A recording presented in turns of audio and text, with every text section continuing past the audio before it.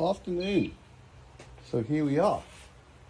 Going to have a look at rocks and why there are holes in some of the rocks that we see at the beach and stuff. So I thought it'd be interesting to hear the scientific version, wouldn't it?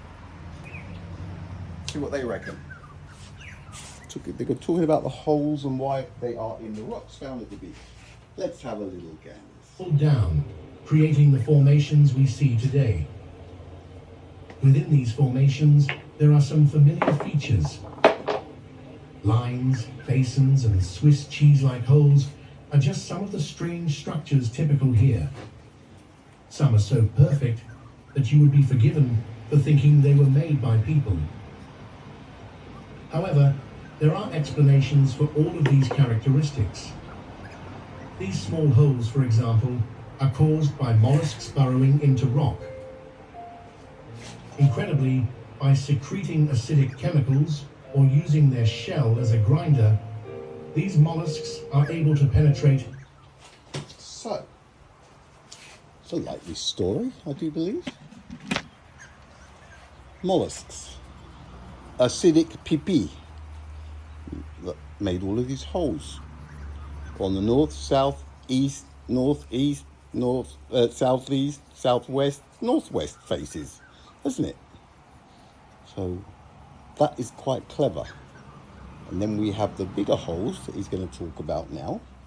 So we're just concentrating at the holes that the molluscs have made. That's some serious mollusk activity right there. Wouldn't you say? You have to say that is some serious mollusk activity. I see it. I mean, all over the shop, this mollusk activity. Look, little critters, aren't they?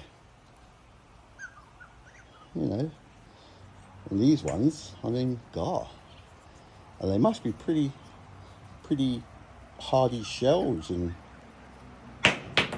mustn't they?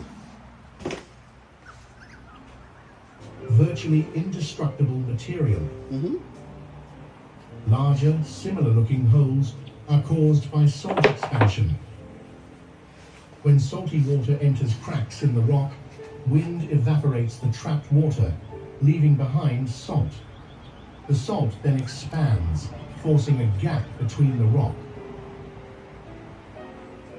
Basins, usually located on the surface of these rocks, are larger still.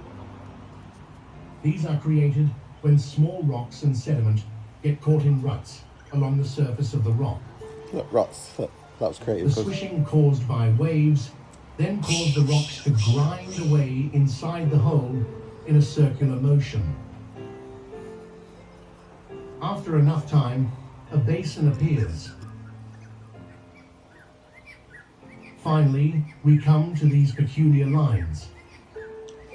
These are created when rushing water erodes the softer parts. Yeah, he's talking about the tide lines that we see, like at the Giza Plateau, like on the Sphinx, etc., etc. So there you have it, folks. Critters, and the expansion of salt. So I'm on my way to the beach now, and we'll probably have a look at some holes, and we will see what the ocean giveth today. And I was going to do some other rocks, but we'll do that later on. I was just going to say that I'm starting to look at all of the rocks slightly differently since just a few days. Let's just have a quick look at two random rocks, okay? So now I'm starting to see different, when you look at them differently, you look at them with an open mind, you start to see compartments, different colours, slightly different textures even. This one, well, it must have been a critters rave party that did this. Now, I'm calling the man out. I don't think critters and the expansion of salt have anything to do with any of these. All right, peeps, I will be back in a few hours. I'm going to go down to the beach and see what we get today. I'm loving it. Look what critters did there.